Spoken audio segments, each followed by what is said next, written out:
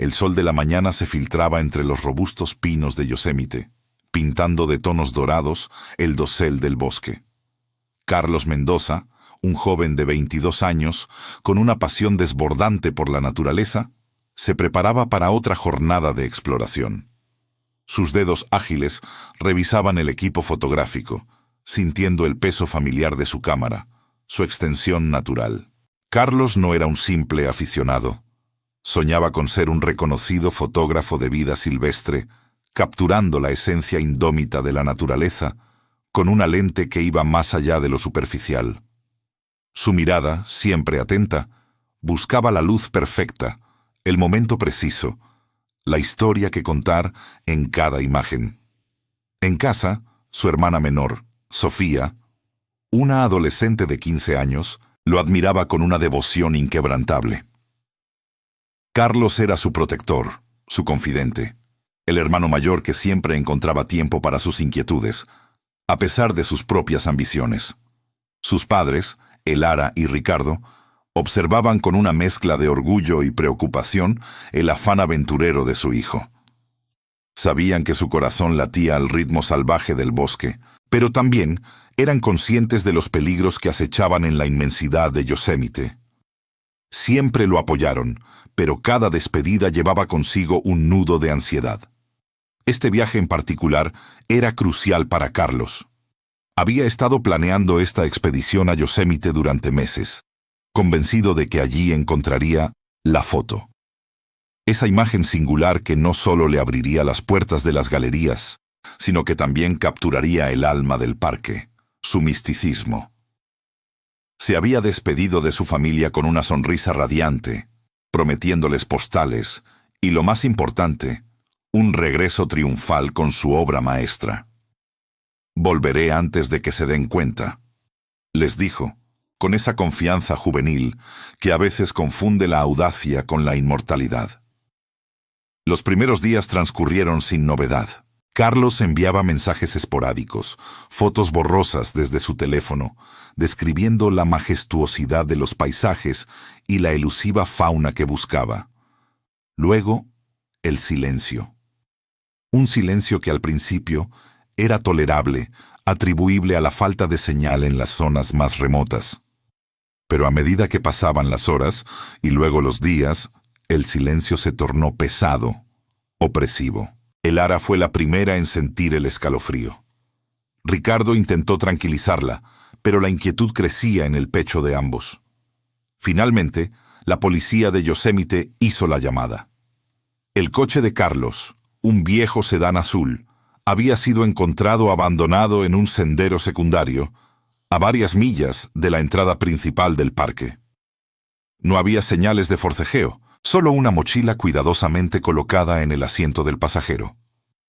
Dentro encontraron una botella de agua casi vacía, un mapa arrugado y algunas barras energéticas, pero ni rastro de Carlos, ni de su preciada cámara. La noticia golpeó a la familia Mendoza como un rayo. Sofía, con lágrimas en los ojos y la voz temblorosa, marcó el número de emergencias. Su desesperación era palpable, un grito ahogado que resonaba en la línea telefónica. Mi hermano ha desaparecido en Yosemite», suplicó, las palabras apenas audibles entre sollozos. Así, el vasto y sereno Parque Nacional de Yosemite, testigo silente de innumerables historias, se convirtió en el escenario de un misterio que consumiría a una familia y desafiaría a las autoridades, mientras la incertidumbre se cernía como una sombra implacable sobre el destino de Carlos Mendoza.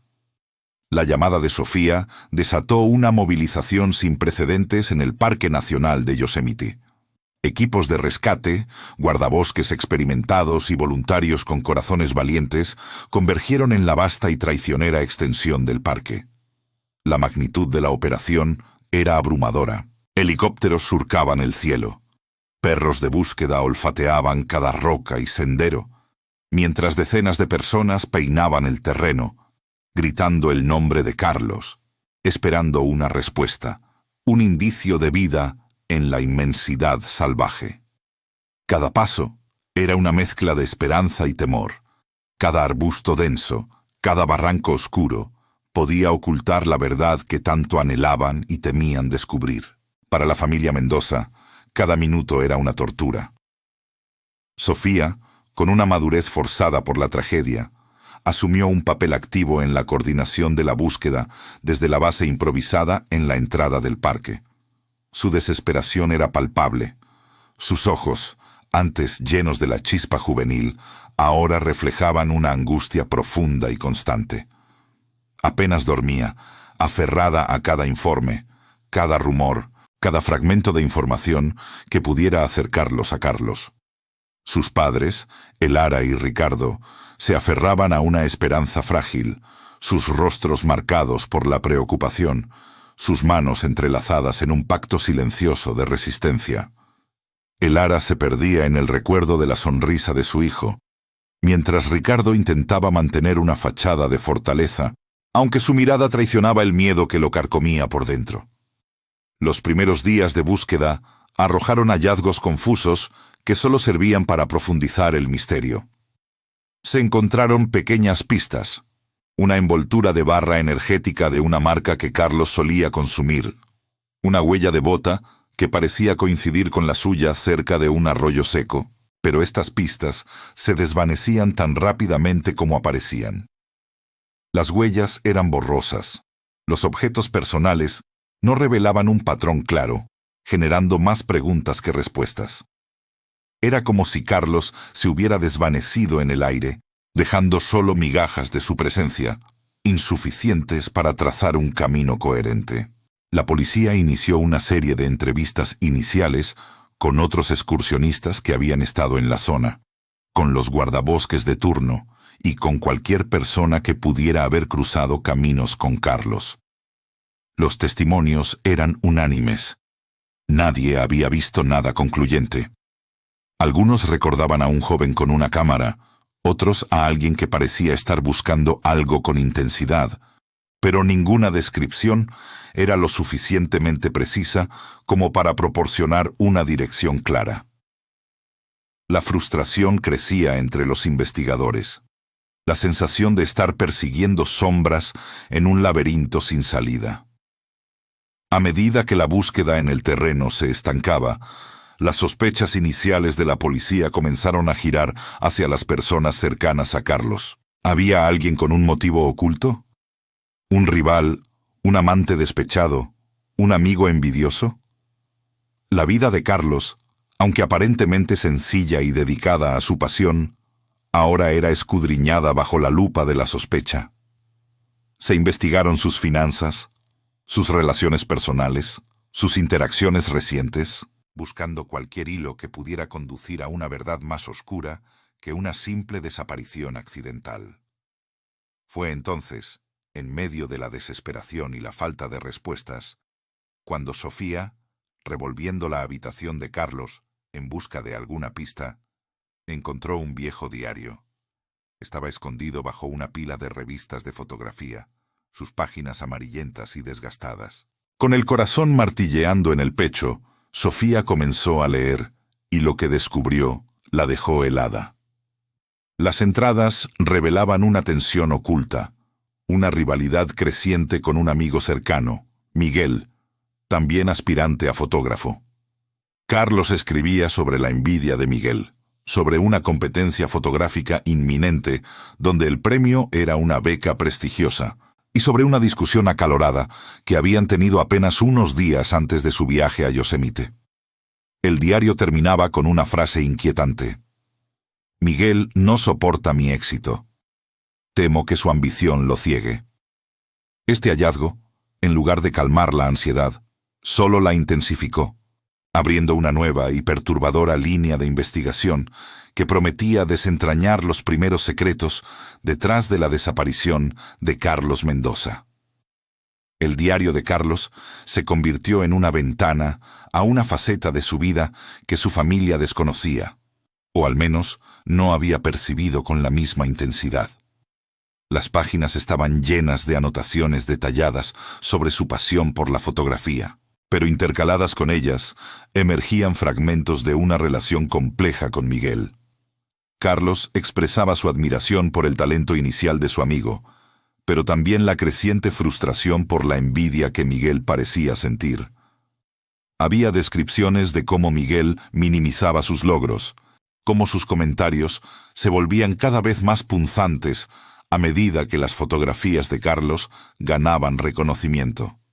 La rivalidad, que comenzó como una sana competencia entre amigos, se había transformado en una disputa amarga, exacerbada por la inminente competencia fotográfica, cuyo premio, una beca prestigiosa, significaba el futuro para ambos. Carlos había documentado una discusión acalorada apenas unos días antes de su partida a Yosemite, donde las palabras volaron sin control, revelando profundas heridas y resentimientos.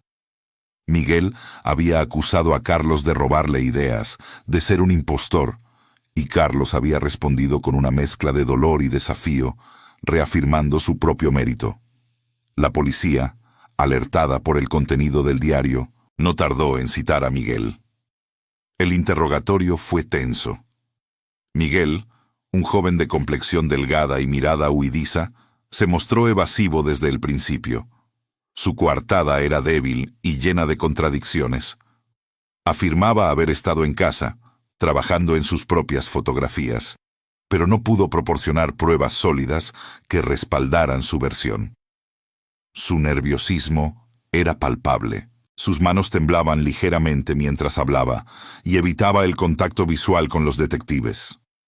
La historia de la rivalidad, confirmada por las entradas de Carlos, le daba un motivo, una razón para la hostilidad, y la policía lo sabía. Impulsada por una mezcla de dolor, rabia y la necesidad desesperada de respuestas, Sofía decidió confrontar a Miguel. Lo esperó a la salida de la estación de policía, su rostro endurecido por la determinación. Las palabras del diario ardían en su mente. Cuando lo abordó, Miguel se sobresaltó. Su expresión de alivio al salir de la comisaría se transformó en una de pánico. Sofía le mostró una fotocopia de una de las entradas más incriminatorias del diario, donde Carlos hablaba de la envidia de Miguel. «¿Qué sabes de esto, Miguel? ¿Qué le hiciste a mi hermano?», preguntó Sofía, su voz apenas un susurro cargado de amenaza. Miguel negó todo, balbuceando excusas, pero su nerviosismo era evidente. Su mirada se desviaba constantemente. Sus palabras carecían de convicción. Mientras Sofía lo presionaba, las imágenes de la amistad entre Carlos y Miguel parpadeaban en su mente. Recordaba los días en que eran inseparables, compartiendo risas y sueños, explorando el mundo a través de sus lentes. Miguel había sido casi un hermano para Carlos, un confidente, un compañero de aventuras. Pero la ambición, como una grieta imperceptible en la roca, había ido erosionando ese vínculo. Las pequeñas envidias se convirtieron en celos, los celos en resentimiento, y el resentimiento en una hostilidad apenas contenida. La fotografía, que una vez los unió, ahora los separaba irrevocablemente. Finalmente, bajo la presión de Sofía y la inminente amenaza de una investigación policial más profunda, Miguel cedió, aunque solo parcialmente. Admitió haber estado en Yosemite el mismo día que Carlos. «Fui a despejar mi mente, Sofía», dijo, su voz apenas audible. «Necesitaba inspiración para la competencia. Pero te juro que no vi a Carlos. No lo crucé en ningún sendero. No sé nada de su desaparición». Sus ojos, sin embargo, delataban una verdad más compleja, una historia incompleta.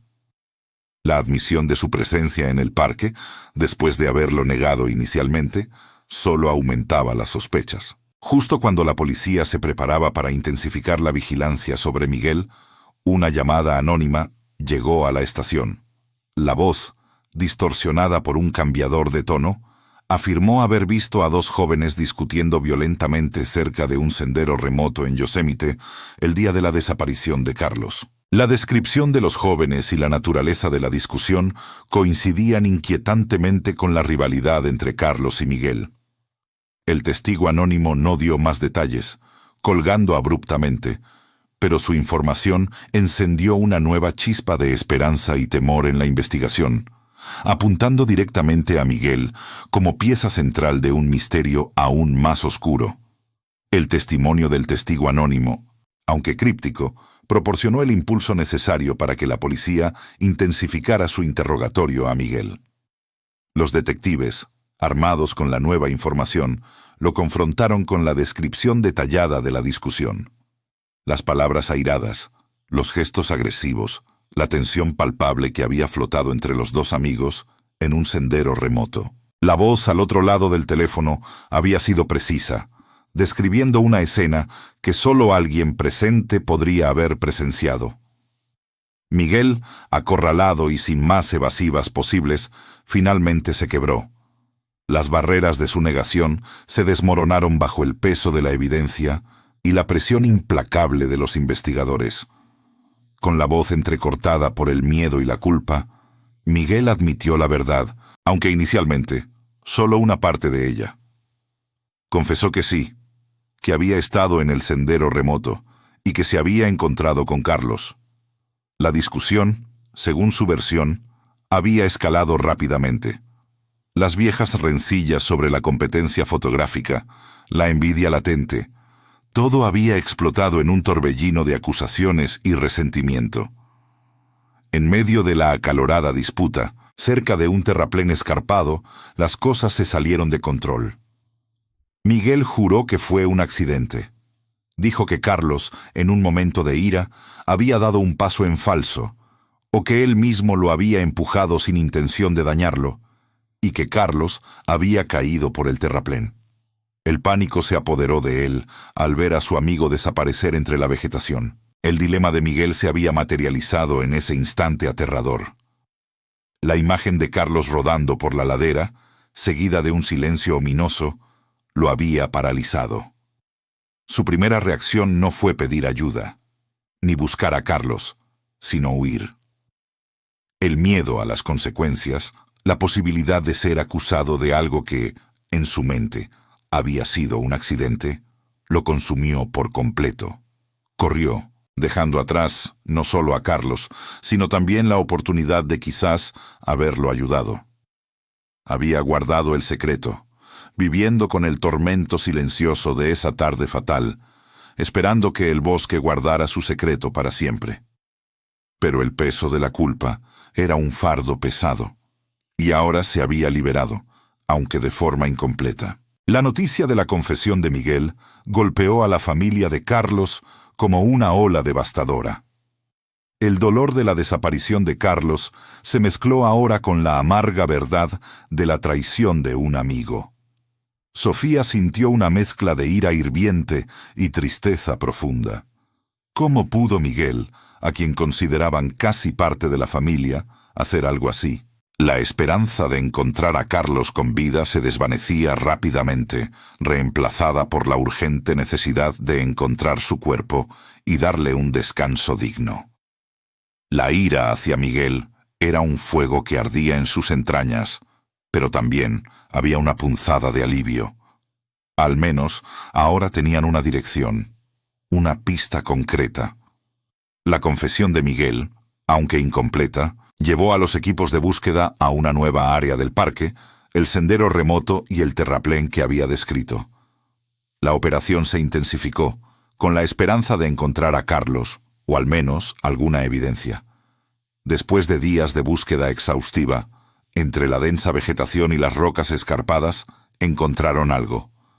No era Carlos, pero era una de sus pertenencias más preciadas, su cámara fotográfica. Estaba rota, destrozada, como si hubiera sufrido un impacto violento. La lente estaba hecha añicos, el cuerpo abollado, y el carrete de película, si lo había, probablemente había sido expuesto. Era un hallazgo descorazonador, una prueba silenciosa de la violencia del incidente. Pero extrañamente, no había rastro de Carlos. El bosque, vasto y enigmático, parecía haberlo engullido por completo, dejando solo fragmentos de la verdad. La cámara, rota y silente, era un testimonio mudo de lo que había ocurrido. Pero la ausencia de Carlos mantenía el misterio vivo, una herida abierta en el corazón de su familia. La confesión de Miguel llevó a su condena, declarado culpable de negligencia grave y ocultamiento de información, pero la falta de un cuerpo y la ambigüedad de su relato lo salvaron de una acusación de asesinato. Fue un veredicto agridulce que dejó a la familia Mendoza con un vacío y una profunda insatisfacción. La justicia, en este caso, parecía una entidad caprichosa, incapaz de cerrar por completo la herida que la desaparición de Carlos había abierto. Para Sofía, el dolor no disminuyó, sino que se transformó en una sed implacable de justicia. Su vida, antes llena de sueños y planes, se volcó por completo a la búsqueda de Carlos, o al menos a desentrañar la verdad completa. No podía aceptar que su hermano simplemente se hubiera desvanecido en el vasto desierto de Yosemite, ni que el veredicto de Miguel fuera la última palabra. La imagen de Carlos, sonriente y lleno de vida, la perseguía, alimentando su determinación. Se convirtió en una investigadora aficionada, revisando cada detalle, cada informe, cada mapa del parque, buscando la pieza que faltaba. Desde la fría soledad de su celda, Miguel intentaba, de alguna manera, expiar su culpa. El remordimiento lo carcomía. Había intentado contactar a Sofía en varias ocasiones, enviando cartas llenas de disculpas y una desesperada oferta de ayuda. Al principio, Sofía se negó rotundamente. La idea de perdonar a quien había traicionado a su hermano era impensable, una afrenta a la memoria de Carlos. La ira era un escudo que la protegía del dolor más profundo. Sin embargo, a medida que los años pasaban y la esperanza de encontrar a Carlos se desvanecía, la desesperación comenzó a abrirse camino en su corazón. La posibilidad de que Miguel tuviera información crucial, detalles que solo él conocía del día fatídico, se hizo cada vez más tentadora. Un día, una carta de Miguel llegó a Sofía con una urgencia diferente.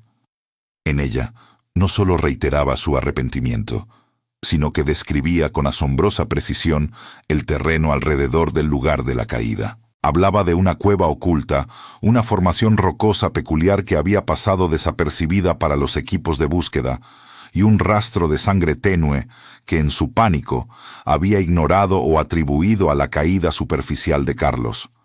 Miguel, consumido por la culpa, había pasado los últimos años en prisión reviviendo cada segundo de aquel día, y esos detalles, olvidados en su terror inicial, habían resurgido con una claridad inquietante. No era una confesión nueva, sino una expansión, una rectificación de su memoria atormentada.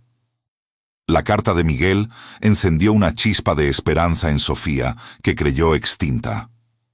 A pesar de su repulsión, la posibilidad de que esos detalles pudieran llevarla a Carlos era demasiado fuerte para ignorarla.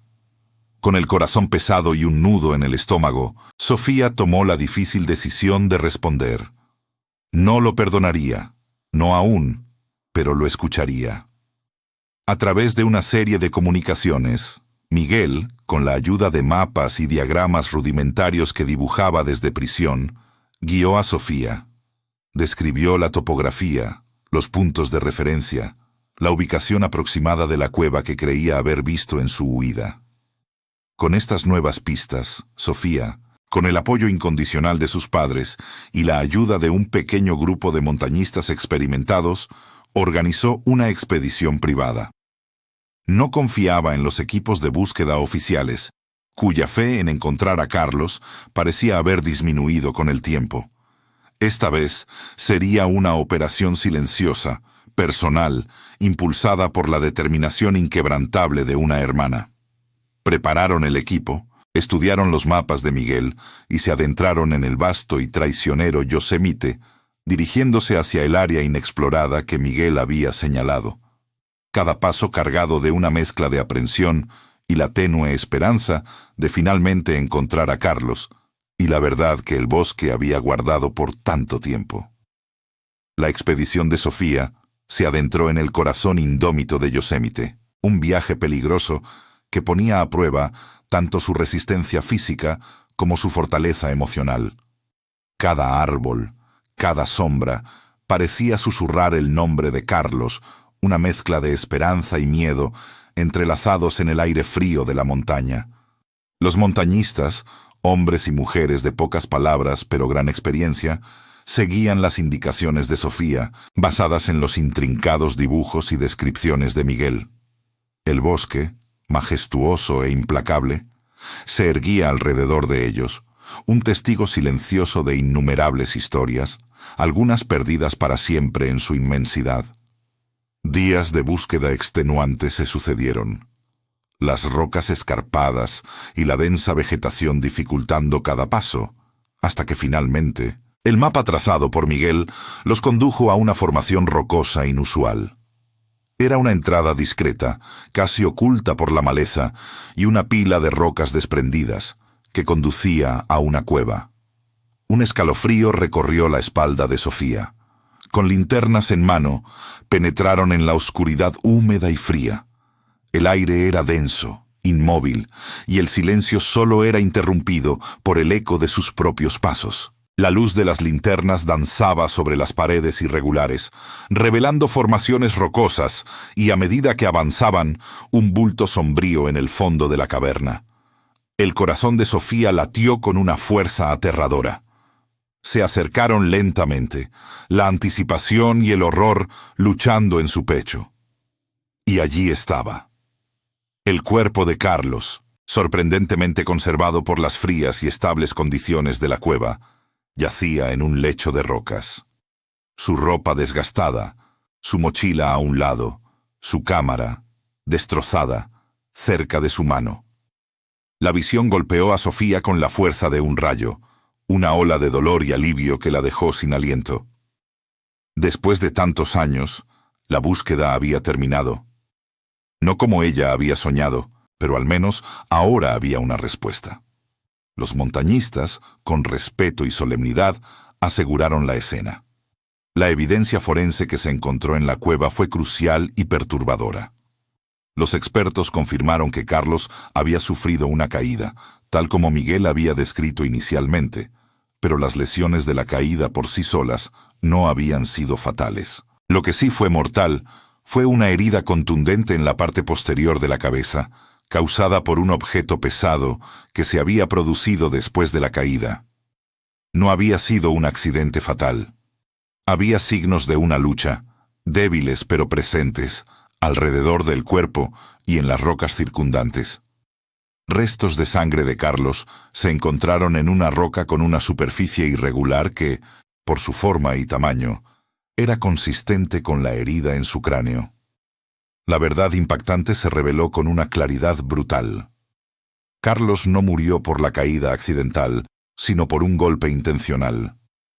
Con esta nueva y devastadora información, Sofía no dudó. Regresó a la prisión, esta vez no para una visita de ruegos o preguntas, sino para una confrontación final con Miguel. Su rostro, endurecido por el dolor y la traición, no mostraba rastro de la compasión que alguna vez había considerado. Le presentó las pruebas forenses, las fotografías de la escena, el informe detallado de la autopsia. Las palabras de Sofía, frías y precisas, perforaron la fachada de arrepentimiento de Miguel. La verdad era innegable. Miguel, acorralado y sin escapatoria, se desmoronó. Su voz, inicialmente apenas un susurro, se convirtió en un torrente de desesperación y culpa. Confesó que, tras la caída de Carlos, en un momento de pánico y furia descontrolada, él mismo le había golpeado con la roca. Fue un empujón intencional, una reacción visceral a la discusión acalorada que habían tenido, un instante de locura que le costó la vida a Carlos. El miedo a las consecuencias, la magnitud de su acto, lo había llevado a huir, dejando a su amigo a su suerte, esperando que la naturaleza ocultara su crimen. La confesión de Miguel, detallada y desgarradora, fue la pieza final del rompecabezas que Sofía había buscado durante años. Con la nueva evidencia forense y el testimonio explícito de Miguel, la justicia para Carlos finalmente se puso en marcha. Miguel fue juzgado nuevamente, esta vez enfrentando cargos de homicidio. El peso de su culpa, la frialdad de su acto en el momento de la verdad y su prolongado engaño se hicieron patentes ante el tribunal. La condena fue rápida y contundente, una sentencia que, aunque no devolvería a Carlos, al menos traería un cierre legal a la familia Mendoza. Para Sofía, el proceso de duelo fue largo y complejo. La aceptación de la verdad, brutal y sin adornos, fue un golpe devastador. El dolor de la pérdida de su hermano se intensificó al comprender la traición y la crueldad de su muerte. Sin embargo, en medio de la desolación, encontró una extraña paz. Carlos no era solo un desaparecido, una ausencia dolorosa. Era una persona cuya vida había terminado trágicamente, pero cuya historia ahora podía ser contada con la verdad. Sofía sintió que, al final, había cumplido su promesa de encontrarlo y de honrar su memoria. El legado de Carlos Mendoza no se desvanecería. Sofía, con una determinación inquebrantable, se dedicó a preservar su memoria y su pasión. Recopiló cuidadosamente todas las fotografías inéditas de Carlos, aquellas que había tomado en Yosemite y en otras expediciones antes de su fatídico viaje. Muchas de ellas eran verdaderas obras de arte, capturando la esencia salvaje y majestuosa de la naturaleza a través de una lente única. Organizó una exposición póstuma que atrajo la atención de la comunidad artística y del público en general. Las imágenes de Carlos, llenas de vida y espíritu, conmovieron a muchos, y su talento, que prometía tanto, finalmente fue reconocido. Movida por el deseo de que la tragedia de Carlos no fuera en vano, Sofía estableció la Fundación Carlos Mendoza para la protección de Yosemite. A través de ella, se recaudarían fondos para la conservación del parque, la educación sobre la seguridad en la montaña y el apoyo a jóvenes fotógrafos de vida silvestre. Era su manera de asegurar que el amor de Carlos por la naturaleza perdurara y que otros pudieran perseguir sus sueños sin enfrentar el mismo destino. Mientras tanto, Miguel, encarcelado, inició un camino de redención, si bien parcial e imperfecto. Desde su celda, comenzó a escribir, compartiendo su experiencia y sus remordimientos. Se convirtió en una voz inusual, advirtiendo sobre los peligros de la ira descontrolada y las consecuencias irreversibles de las decisiones tomadas en un instante. Además, utilizando su conocimiento de Yosemite, colaboró con las autoridades del parque, ofreciendo ideas sobre senderos peligrosos o áreas remotas donde los excursionistas podrían perderse. Era una forma de expiar su culpa, un intento desesperado de devolver algo al mundo que le había quitado tanto a Carlos. No buscaba el perdón de Sofía. Sabía que eso era un lujo que no merecía, pero sí una forma de paz interior. La familia Mendoza, aunque marcada por la cicatriz imborrable de la pérdida, encontró una nueva fortaleza en su unidad. Los padres de Carlos, devastados en un principio, hallaron consuelo en el activismo de Sofía y en el florecimiento del legado de su hijo. Aprendieron que el amor, a pesar de la ausencia física, puede trascender la muerte y manifestarse en acciones significativas. La historia de Carlos Mendoza se convirtió en un recordatorio sombrío de la fragilidad de la vida y la complejidad de las relaciones humanas. La naturaleza, que Carlos tanto amó y que fue testigo silencioso de su último aliento, guardó sus secretos con una indiferencia majestuosa. Sin embargo, al final, la verdad salió a la luz, no por la voz del bosque, sino por la incansable búsqueda de una hermana. Esta historia dejó una reflexión profunda. La importancia de la verdad, el poder del perdón en sus múltiples formas, y cómo, incluso en la tragedia más profunda, puede surgir un legado de esperanza y conservación. El misterio de Yosemite había sido resuelto. Pero las lecciones que dejó resonarían mucho más allá de sus imponentes montañas y sus valles serenos.